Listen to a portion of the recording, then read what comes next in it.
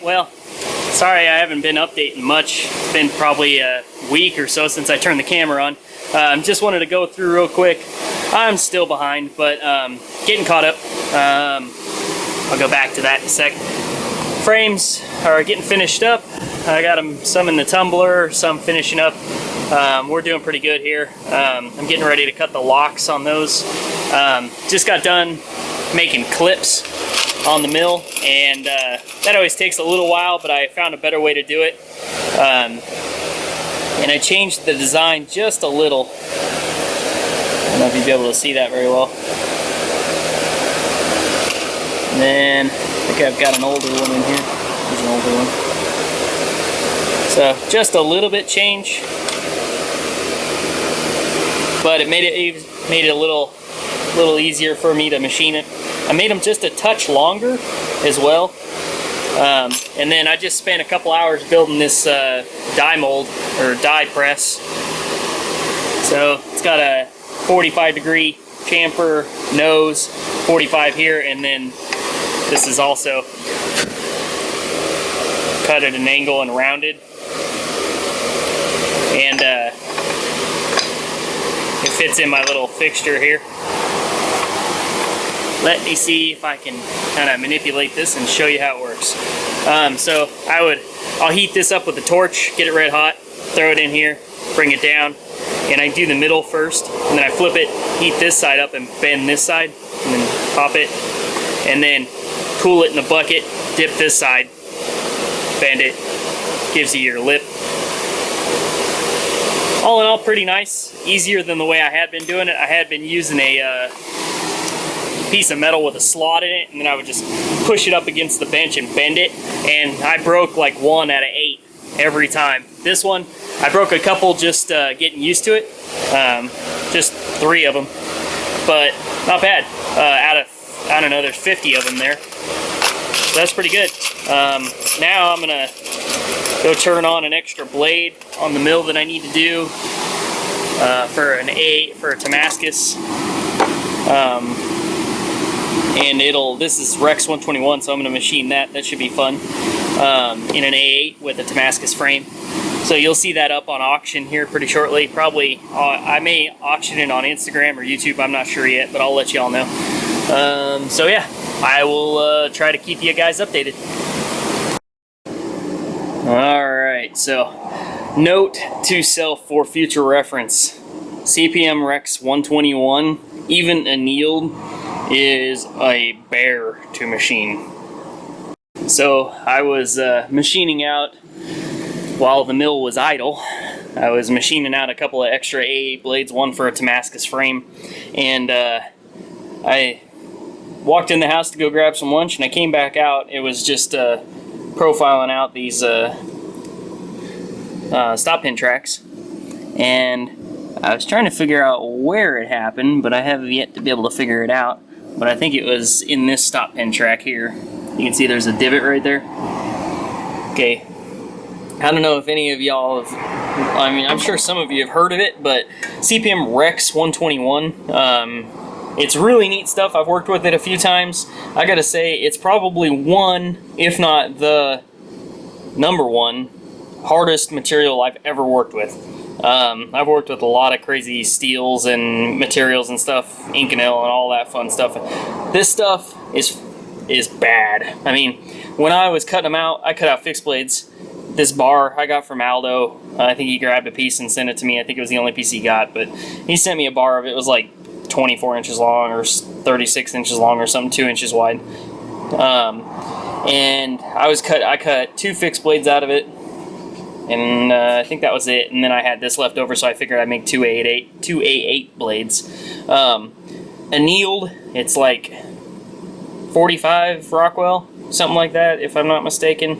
I could be wrong on that. I'll have to look that up. I'll pull up the number of a sheet here in a second. I've got a data sheet from Crucible on it. But at Rockwell's, when you harden it, after it's been tempered, it Rockwells out to 71.5. or to 70.5. That's really stinking hard. But wherein lies the problem with machining it and grinding it and everything else is that there are carbide pockets throughout.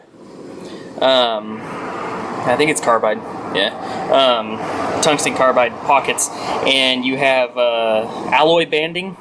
It's still a CPM steel, but for some reason this alloy bends kind of badly, from what I've heard, and it's clad, so you have to grind off the top and bottom layers because it's clad in I think it's like 420 stainless or 410 stainless or something. It's a non-stainless. Usually I stray away from non-stainless, but very cool steel. I think Farad made a bunch of knives. He showed me a 1/2-inch thick chopper blade show before last, which was really neat. I don't know how long it took him to freaking grind that. I did a fixed blade, and honestly, the bandsaw won't cut it when it's annealed. So what I do is I take a cutoff wheel on a 4.5-inch grinder, score it, put it in the vise, and then I hit it with a hammer. And I score off the chunks that I don't want, and I break them with a hammer. That's Neanderthal style. I mean, I use a $25,000 mill to machine my blades, and I'm over here with a vise and a hammer breaking off chunks, and then I grind it in with ceramic belts on the belt sander. It's ridiculous. So where my problem is right now is that this 1/8-inch 4-flute aluminum titanium nitrate coated end mill, good end mills, I use them a lot. Normally the life of this end mill, I can do one whole plate of titanium, which is 15 frames. That's all the lightning pockets, all of everything. One plate, that's 15 knives, both sides. It'll do that whole plate, one. And then I replace it because it gets worn and it leaves too much of a burr. This end mill had plenty of life left into it. I just machined the fixture that I showed you yesterday with it. I had to machine the slot down on the bottom, which is 3/8 of an inch deep. It did a little bit of titanium, but not much, so it was fairly fresh. I chucked this thing in here, and I think it chipped a tooth in this pocket here. But I come back, it gets part way around this profile, and I'm trying to figure out why it sounds funny. I turn the coolant off, spray it off while it's running just to look at the end mill, and it's glowing red. It is going so hard, you can see right here. It was just scoring this. This is about 20 thousandths deep, and it's not square. I'll be able to salvage this. I got some more end mills coming in tomorrow. But yeah, it's ridiculous. It must have chipped a tooth or two right here, and then it just rubbed itself to freaking death when it went around here. It was crazy. I've never seen a carbide end mill glow red like that. Not doing anything like this. And oh, and just so you guys know, this is epoxy down to the table, so that's why there's no clamps or anything like that. I've had pretty good luck with just using some 10-minute epoxy and put it on relatively thick, squish it down with some lead plates that I've got, let it sit for an hour or two, and then I can machine lightweight stuff like 1/8-inch end mill kind of things. I would not dare do the bevels with just glue. I would clamp this for sure, but it's been working really well. I've been doing a lot of material like that. I did all my pocket clips, just epoxied them down. It worked really well. So yeah, note to self, Rex 121 is crazy to work with. I mean, I don't know if I'll be able to get you to focus on that end mill, but it's just rounded over. I mean, it's not even sharp. And if there was no coolant, probably would have freaking caught on fire or something. I don't know. It's crazy. So yeah, note to self, it sucks. But it's pretty cool when it's done, because Rockwell's out at freaking 70.5, 71.5. If you go on to Facebook, check out Pete Bruno, New Jersey Steel Baron. That's Aldo's son. I sent him a Beta 5 in Rex 121, and they were chopping nails in half with it and stuff. It was pretty cool. The only crappy part about this is it's not an air hardening steel, which sucks because I love air hardening steels. This is a quench steel, so I got to quench it in oil. So you always end up running into warpage issues and crap like that, so it's kind of annoying, but it'll be worth it because these blades will be ridiculous. And this blade will go in the Damascus frame. I figured I might as well go with a really cool steel if I'm going to do Damascus, a $480 chunk of Damascus. So yeah, alright guys, I think that'll probably be about it for this video. Real quick, I'll show you the inlays. For you guys that just wanted bolsters instead of the new inlay, oh, you guys lost out, because these turned out bad.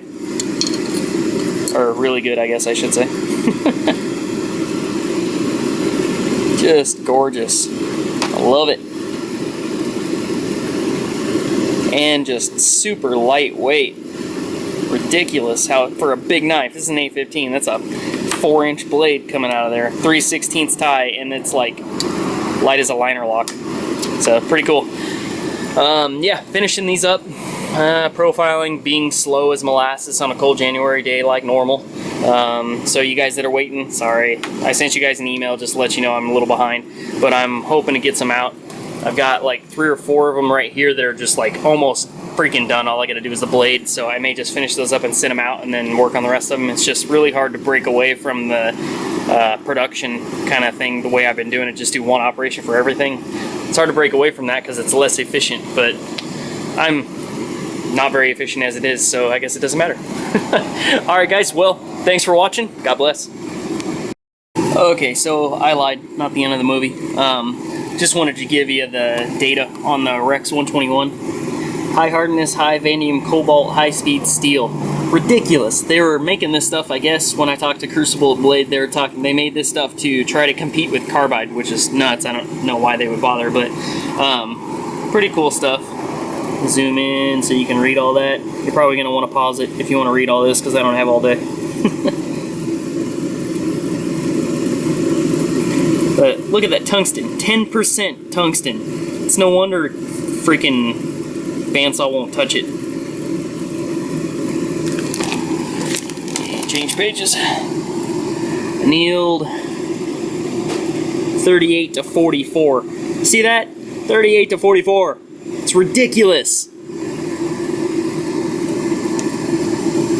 And the hardness numbers. Oh yeah, 70 and a half, not 71 and a half. There we go. I was doing the high heat hardness.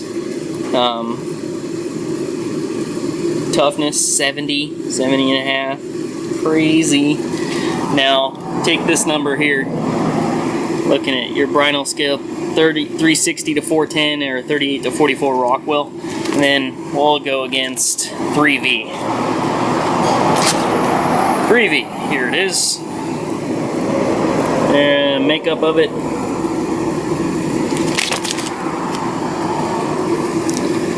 Annealed hardness, 241. 241. That is quite a bit of difference. Even CPM S125 isn't that hard. 360. Crazy. Alright guys, God bless. I just can't help myself.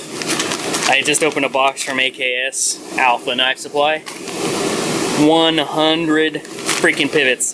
That is expensive, but killer deal for what you're getting. 100 pivots, I mean, $4.80 a piece isn't too bad compared to it, but this will do the next batch of Quabacks and the next batch of A10s, so expensive, really hard to spend that much money on pivots, but especially when I'm used to buying 10 or 20 of them at a time.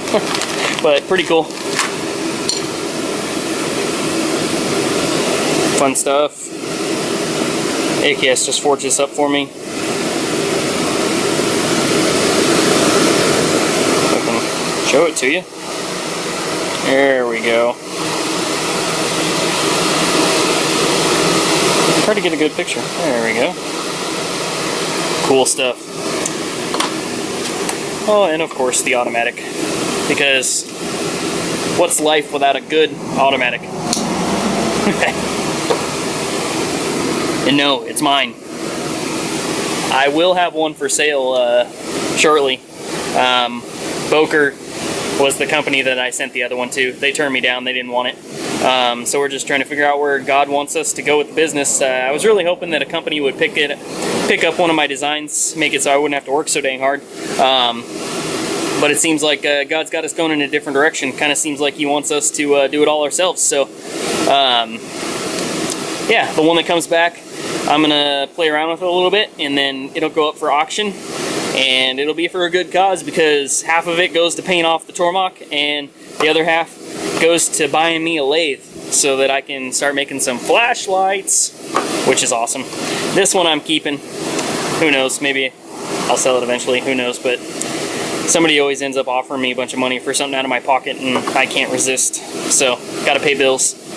But yeah, you guys will see a Damascus A8 and the other prototype automatic Hoback up for auction. I'm not sure where I'll do it. I may do one on YouTube and then one on Instagram, or do both on Instagram, whatever. But yeah, so I think that's it. Honestly, okay, I think I'm gonna stop turning the camera on today and just go load these videos. All right, guys, talk to you later.